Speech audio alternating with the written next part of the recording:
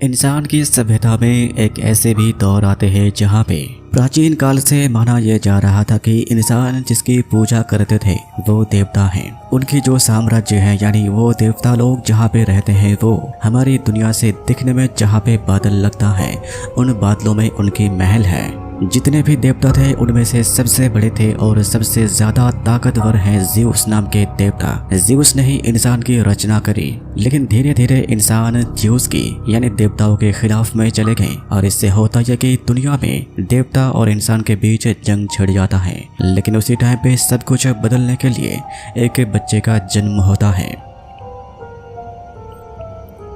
कहानी की शुरुआत में हमें दिखाया जाता है घरी समंदर में एक मछुआरे बुजुर्ग आदमी अपनी बोट को लेके मछली पकड़ रहे थे और उसी टाइम पे सोने से लिपटी हुई यानी सोने से बनाई गई एक सिंदूक उसे मिलती है। सिंदूक को खोलने के बाद वो मछुआरे को एक छोटे से बच्चे को दिखाई देते हैं जो अपनी माँ की ऊपर लेटे हुए थे और उसकी माँ मारी गई थे। मछुआरे को बड़ी ही हैरानी होती है कि इतने गहरे समंदर में इस हालत में छोटे बच्चे को कौन छोड़ते हैं, लेकिन मछुआरे थे बुजुर्ग आदमी, वो बच्चे को उठा लेते हैं। लेकिन उस मछुआरे से कुछ ही दूर में एक खूबसूरत लड़की खड़ी हुई थी जो उस छोटे से लड़के का नाम देता है पर्सियस और उस खूबसूरत लड़के की नाम होती है आइयो।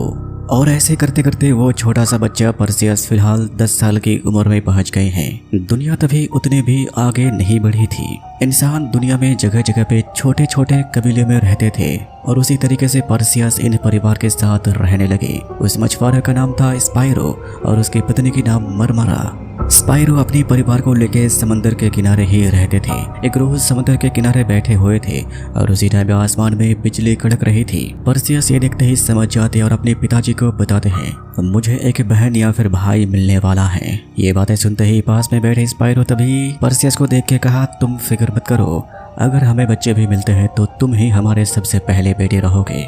यानी यहाँ पे स्पाइरो पर्सियस को सब कुछ बता दिए कि वो उनके असली पितामाता है नहीं, वो तो उसे समंदर में सिंदूक के अंदर मिले थे। और इसके बाद करीब करीब 20 साल बीत जाता है। पर्सियस बड़ा हो चुका और उसकी बहन हुई है जिसका नाम टेक्ला। एक रोज स्पाइरो अपने परिवार को लेके बोट लेके समंदर में मछली पकड़ रहे थे, लेकिन सुबह से लेके दोपहर तक हो गया था लेकिन कोई भी मछली नहीं पकड़ी थी। स्पाइरो गुस्सा हो जाते हैं, उसकी अब उम्र हो चुकी है। वो बैठ जाते हैं गुस्सा करते हुए और बताने लगे देवता हमारे ऊपर और कितने जुल्म करेंगे, हमारी टापू को नष्ट कर दिए, हमारे घर उजड़ गए। और यह हकीकत भी है जो पर्सियस भी जानता है, इस दुनिया में जो भी इंसान है वो देवता से पूरी तरह से बिछड़ चुके थे क्योंकि काफी सारे देवता इंसानों के ऊपर बेवजह अत्याचार करने लगे थे। अपने पिताजी के मुंह से पर्सियस ये देवता वाली बातें सुन के वो भी कुछ मिनट के लिए खामोश हो जाते हैं। फिर वहाँ पे वो लोग ठीक करते हैं ये जगह छोड़ के वो लोग मेनलैंड यानी आर्गोस शहर की तरफ जाएंगे। माना यह जाता है कि आर्गोस जो शहर है वहाँ पे देवताओं को सबसे ज्यादा लोग पूजते हैं, वहाँ पे राजा है, रानी है। लेकिन स्पाइरो जैसे ही अपने परिवार को लेके बोट लेके आर्गोस की द्वार पे पहुंचते हैं और उस द्वार में बनाए गए थे विशालकाय ज़्यूस की मूर्ति और उसी मूर्ति के नीचे कुछ इंसान मूर्ति को काट देते हैं और वो सीधे जाके गिरते हैं समंदर के पानी में क्योंकि आर्गोस के लोगों ने देवताओं के अत्याचार से पूरी तरह से उभर चुके थे। और बिल्कुल इसी टाइम पे मूर्ति को गिराने के बाद ही समंदर के पानी के अंदर से इंसानों जैसी शक्लधारी लेकिन मुंह राक्षस के जैसा जिसके 2 पंख है काले रंग के वो उड़ते हुए काफी सारे आर्गोस की सभी सेनाओं को मार देते हैं और आखिर में वो सभी राक्षस एक साथ में जुड़ के एक इंसान जैसे शक्ल में तब्दील हो जाते हैं जिसका नाम हेडिस जो ज़्यूस के भाई हैं। और उसी टाइम पे हेडिस समंदर की ओर देखते ही बोट दिखाई देते हैं।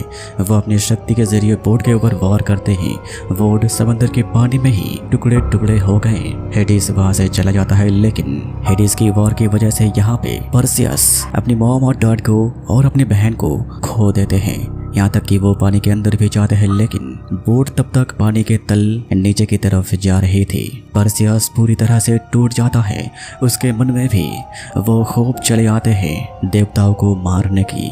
और इसी टाइम पे बादल की दुनिया में यानी स्वर्ग में ज़्यूस पूरी तरह से गुस्से में चले गए थे, क्योंकि इंसान को समझाने के बावजूद वो देवताओं के खिलाफ जंग छेड़ दिए। और उसी टाइम पे इन सभी के सामने हाजिर होते हैं हेडिस। मौजूदा सभी देवता हेडिस को देख के हैरान होते हैं, क्योंकि हेडिस को ज़्यूस ने ही अंधकार की दुनिया में कैद कर दिए थे और वो अभी अभी कैद से आजाद हुए। दरअसल हेडिस जो है वो इंसानों के खिलाफ हमेशा से ही थे और वो अभी अभी आजाद हुए हैं, क्योंकि इंसान जितने डरेंगे उस डर की वजह से हेडिस को ताकत मिलती रहेगी।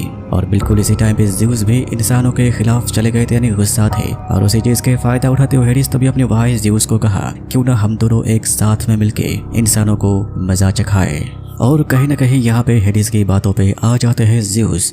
अपने भाई को सामने देख के वो कहता है, तुम बिल्कुल सही कह रहे हो, अब वक्त आ गया इंसानों को मजा चखाने का, ताकि वो दोबारा हमें पूजने लगे। वही दूसरी तरफ तभी आर्गोस के बाकी सेना ने पर्सियस को पकड़ के कैदी बना के लेके चले आर्गोस की मेन सिटी में। बड़ी सी गेट के सामने पहुंचते ही दरबार ने कैप्टन को पूछा कि बाकी सारे जहाज कहाँ पे हैं, लेकिन सभी जहाज तबाह हो गए सिवाय आपकी, यानी ये लोग निकले थे देवताओं के साथ लड़ाई करने के लिए और सभी लोग हार गए। एक अकेला अपरिचित व्यक्ति पर्सियस को देख के दरबान कहता है, इसे राजा के पास ले जाओ, वही फैसला करेंगे। फिर कैप्टन तभी पर्सियस को लेके और कुछ सेनाओं को लेके राजा के दरबार के सामने हाजिर होते हैं। राजा अपने सिंहासन में बैठे हुए थे।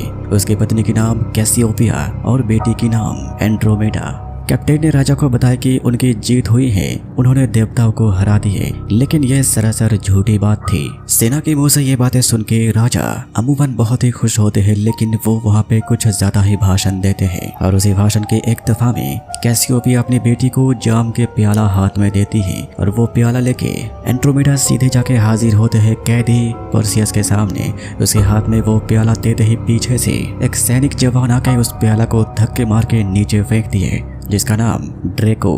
क्योंकि एंड्रोमेडा उसके पिताजी जो कर रहे थे उसके खिलाफ थे। एंड्रोमेडा कभी ये नहीं चाहती थी कि इंसान देवताओं के खिलाफ में जाके अपनी ही मुसीबत को बुला ले। कहीं न कहीं एंड्रोमेडा जो बातें सोच रही थी वो भी सच थी, और कहीं न कहीं वो भी बातें सच थी जो देवता इंसानों के साथ कर रहे थे। और इन्हीं बातों को एंड्रोमेडा भरे सभा में बताती है और उसके जवाब में उसकी मॉम कैसियोपिया तभी कहती है, हमें कोई जरूरत नहीं उन देवताओं के नीचे झुकने की, हमारी बेटी एंड्रोमेडा इतनी खूबसूरत है कि उन देवताओं से भी खूबसूरत है।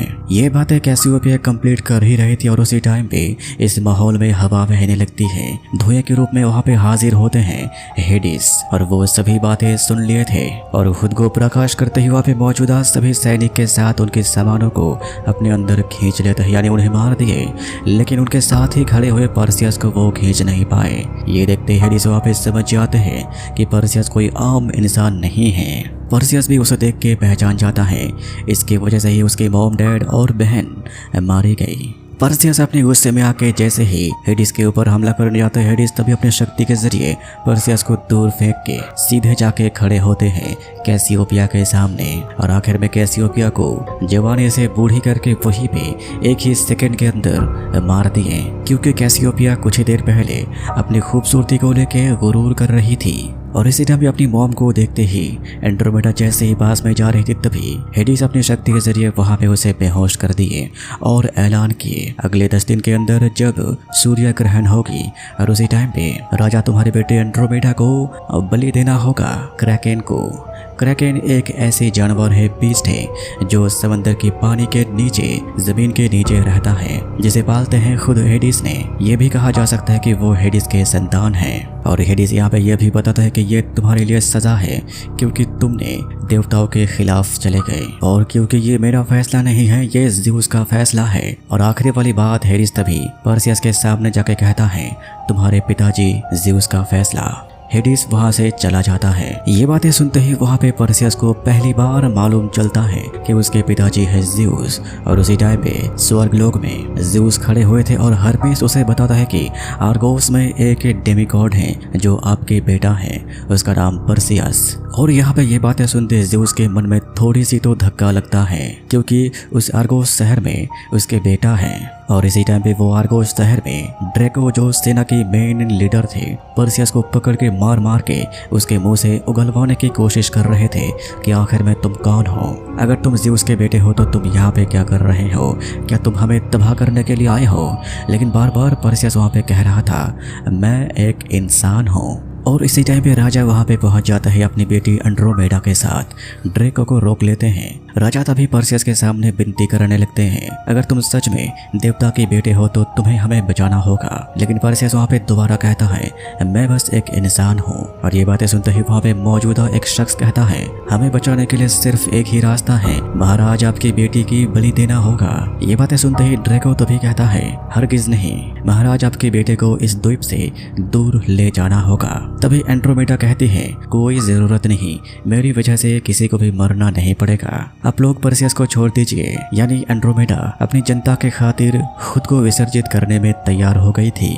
इसके बाद राजा की बातों के मुताबिक परसियस को कैद कर लिया गया। इसके बाद एक रोज परसियस के पास खबर आता है कोई उससे मिलने के लिए आए हैं। उसे अंदर भेजा गया जो एक लड़की थी, नाम आयो। परसियस अपने सामने इतनी खूबसूरत लड़की को देख के थोड़ी सी तो हैरान होते हैं और वहाँ पे आयो बताती है मैं ही वो लड़की हूँ जो तुम्हें बचपन से अभी तक बचाते आई हूँ, मैं ही वो लड़की हूँ जो तुम्हें बचपन में मछुआरे के हाथ में सौंपती थी। परसियस तभी पूछते हैं कि तुम कौन हो और इसके जवाब में आयो बताती है इस दुनिया में 3 तरह की लोग मौजूद हैं, एक देवता, एक इंसान और एक है देवता और इंसान के बीच की जो मैं हूँ और जो तुम हो। काफी साल पहले मैंने एक देवता के प्रस्ताव को ठुकरा दी थी और उसके जवाब में उस देवता ने मुझे कर्ज दी थी कि मैं कभी नहीं मारा जा सकता जब तक मुझे कोई मार ना दे। फिर परसियस तभी आयो को सवाल पूछा क्या मैं सच में ज़्यूस का बेटा हूँ। आयो पूरी कहानी बताने लगी। काफी सालों पहले आर्गोस में एक राजा हुआ करता था, किंग एक्रेसियस। उस टाइम पे इंसान सिर्फ देवताओं के लिए एक खिलौना हुआ करता था और उस देवता को मजा चखाने के लिए एक्रेसियस जंग छेड़ देते हैं। कहा यह जा रहा था कि एक्रेसियस के साथ कुछ देवता मिल गए थे ज़्यूस को मिटाने के लिए, लेकिन ज़्यूस तभी भी अपनी मन की फैसला नहीं बदले थे। ज़्यूस को इंसानों से प्यार थी और उसी प्यार के खातिर इंसानों को मजा चखाने के लिए ज़्यूस जाके हाजिर होते हैं एक्रेसियस की पत्नी के पास। एक्रेसियस के रूप धारण करके उसकी पत्नी के गर्भ में उसके बच्चे डाल देते हैं। एक्रेसियस को ये बातें मालूम चलते ही वो अपनी फौज को हुक्म देते हैं उसके पत्नी के साथ साथ उसके बच्चे को भी मार दिया जाए। मारने के लिए सिंदूक के अंदर बंद करके पहाड़ की चोटी के ऊपर ले जाया गया था, लेकिन आसमान से ज़्यूस अपने बिजली के जरिए एक्रेसियस को घायल करते हैं और उस सिंदूक को पानी में गिरा देते हैं। और उस पल से ही आयो उस सिंदूक को समंदर के पानी में तैराते हुए आखिर में स्पाइरो नामक मछुआरे के हाथ में सौंप देती है।